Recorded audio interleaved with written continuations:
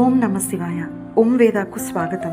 2026 సంవత్సరంలో ఏర్పడబోయే ముఖ్యమైన ఖగోళ సంఘటనలో ఒకటి సూర్యగ్రహణం.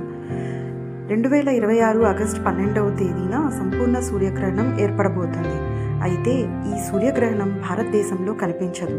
మరి భారతదేశంలో కనిపించకపోయినా కూడా ఈ సూర్యగ్రహణానికి ఆధ్యాత్మికంగా ఏమైనా ప్రాధాన్యత ఉందా? గ్రహణ సమయంలో ఏం చేయాలి, ఏం చేయకూడదు? సూతకం అంటే ఏమిటి? గ్రహణ సమయంలో ఏ మంత్రాలను జపించవచ్చు? ఈ విషయాలన్నిటినీ ఈ వీడియోలో తెలుసుకుందాం. అసలు సూర్యగ్రహణం అంటే ఏమిటి? సూర్యుడు, చంద్రుడు, భూమి ఒక ప్రత్యేకమైన స్థానంలోకి వచ్చినప్పుడు సూర్యగ్రహణం ఏర్పడుతుంది. చంద్రుడు భూమికి మరియు సూర్యుడికి మధ్య వచ్చినప్పుడు చంద్రుని నీడ భూమిపై పడుతుంది. దీనివల్ల భూమి మీద కొన్ని ప్రాంతాల నుంచి సూర్యుడు కొంత భాగం లేదా పూర్తిగా కనిపించకుండా పోతారు. దీనిని సూర్యగ్రహణం అంటారు. ఆగస్టు 12, 2026 ఏర్పడేది సంపూర్ణ సూర్యగ్రహణం. నాసా ప్రకారం ఈ సంపూర్ణ సూర్యగ్రహణం గ్రీన్లాండ్, ఐలాండ్, ఉత్తర రష్యా, స్పెయిన్ మరియు పోర్చుగల్లోని కొంత ప్రాంతం మీదుగా కనిపిస్తుంది. భారతదేశంలో ఈ సూర్యగ్రహణం కనిపించే అవకాశం లేదు. సూర్యగ్రహణానికి హిందూ సంప్రదాయంలో ఉన్న ప్రాధాన్యత. మన భారత సంస్కృతిలో సూర్యుడిని కేవలం ఒక గ్రహంగా కాకుండా ప్రత్యక్ష దైవ స్వరూపంగా భావిస్తారు. సూర్యుడు జీవశక్తికి, ఆరోగ్యానికి, వెలుగుకు మరియు చైతన్యానికి ప్రతీక. అందుకే సూర్యగ్రహణాన్ని మన సంప్రదాయంలో ఒక ప్రత్యేకమైన సమయంగా భావిస్తారు. గ్రహణ సమయంలో మనసు ప్రశాంతంగా ఉంచి మంత్రజపం, ధ్యానం, దైవస్మరణ, స్తోత్ర పఠనం చేయడం మంచిదని ఆధ్యాత్మిక సంప్రదాయాలు చెబుతున్నాయి. గ్రహణ సమయంలో ఏ మంత్రాలు జపించాలి? గ్రహణ సమయంలో ప్రత్యేకంగా ఏదైనా ఒక మంత్రం మాత్రమే జపించాలి అనే నియమం లేదు. మీకు ఇష్టమైన దైవాన్ని స్మరించుకోవచ్చు.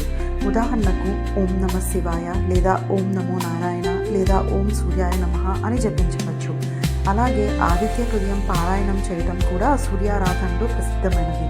ముఖ్యమైనది మంత్రం కంటే భక్తి మరియు ఏకాగ్రత. గ్రహణ సమయంలో ఏం చేయాలి? మన సాంప్రదాయంలో గ్రహణ సమయంలో దైవనామస్మరణ, మంత్రజపం, ధ్యానం, స్తోత్ర పారాయణం, ఆధ్యాత్మిక చింతన వంటివి చేయడం శుభప్రదంగా భావిస్తారు. గ్రహణం ముగిసిన తర్వాత స్నానం చేయడం, ఇంటిని శుభ్రం చేసుకోవడం, పూజ చేయడం వంటి ఆచారాలు కూడా అనేక కుటుంబాల్లో పాటిస్తారు. అలాగే శక్తి మేరకు దానం చేయడం కూడా భారతీయ సంప్రదాయాలలో ముఖ్యమైనది. గ్రహణ సమయంలో ఆహారం గురించి. గ్రహణ సమయంలో ఆహారం తీసుకోకూడదని కూడా మన సంప్రదాయాల్లో కొన్ని నియమాలు ఉన్నాయి. అయితే ఇవి ప్రధానంగా సంప్రదాయ మరియు ఆధ్యాత్మిక ఆచారాలు. ఆరోగ్య పరిస్థితులు, వయస్సు, మందులు తీసుకునేవారు ఇటువంటి సందర్భాలలో ఆహారం విషయంలో వ్యక్తిగత ఆరోగ్య అవసరాలకే ప్రాధాన్యతగా తీసుకోవాలి. అందుకే భయపడాల్సిన అవసరం లేదు. వీరు ఎంతో కొంత ఆహారాన్ని తీసుకోవచ్చు, మందులు తీసుకోవచ్చు. సూతకాలం అంటే ఏమిటి? సూర్యగ్రహణానికి ముందు ప్రారంభమయ్యే ఒక నిర్దిష్ట కాలాన్ని కొన్ని హిందూ సంప్రదాయాల్లో సూతక కాలం అని అంటారు. ఈ సమయంలో పూజలు, ఆలయ దర్శనం, ఆహారం వంటి విషయాల్లో కొన్ని ఆచారాలను పాటిస్తారు. అయితే ఒక ముఖ్యమైన విషయం, గ్రహణం కనిపించని ప్రాంతాల్లో సూతకాన్ని పాటించాలా వద్దా అనే విషయంలో సాంప్రదాయాలు, పంచాంగ విధానాలు భిన్నంగా ఉండవచ్చు. ఈ ఆగస్టు 12, 2026 సూర్యగ్రహణం భారతదేశంలో కనిపించదు కాబట్టి భారతదేశంలో సూతకాన్ని పాటించాల్సిన అవసరం లేదని అనేక పంచాంగ సంప్రదాయాలు భావిస్తున్నాయి. కాబట్టి మీ కుటుంబ సంప్రదాయం లేదా మీరు అనుసరించే పంచాంగం ప్రకారం మీరు నిర్ణయం తీసుకోవచ్చు. చాలా ముఖ్యమైన విషయం ఏంటి అంటే సూర్యుడిని నేరుగా చూడకూడదు. సూర్యగ్రహణం సమయంలో సూర్యుడిని కళ్ళతో నేరుగా చూడకూడదు. సాధారణ సన్ గ్లాసెస్ ఉపయోగించడం సురక్షితం కాదు.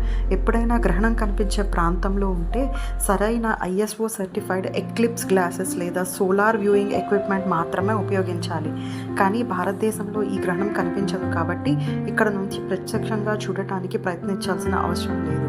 గ్రహణాన్ని భయపడాల్సిన అవసరం ఉందా? లేదు. సూర్యగ్రహణం ఒక సహజమైన ఖగోళ సంఘటన. దీనికి భయపడాల్సిన అవసరం లేదు. మన సాంప్రదాయాలు మనకు చెప్పే ముఖ్యమైన విషయం ఏమిటంటే మనసు ప్రశాంతంగా ఉంచండి, దైవనామ స్మరణ చేయండి, మంచి ఆలోచనలు చేయండి, సాధ్యమైనంత వరకు దానం మరియు సేవ చేయండి. అదే ఈ ప్రత్యేకమైన సమయాన్ని ఆధ్యాత్మికంగా ఉపయోగించుకునే అందమైన మార్గం. ముగింపు, ఈ సూర్యగ్రహణం మనకు ఒక విషయాన్ని గుర్తు చేస్తుంది. కొంతసేపు సూర్యుడి వెలుగు చంద్రుడి నీడలో దాగినప్పటికీ సూర్యుడు ఎప్పటికీ అంతరించిపోడు. అలాగే మన జీవితంలో కూడా కొన్నిసార్లు సమస్యలు, చీకట్లు వచ్చినా వెలుగు తిరిగి వస్తుంది. అందుకే గ్రహణాన్ని భయంగా కాకుండా ఆత్మచింతనకు ఒక అవకాశంగా తీసుకుందాం.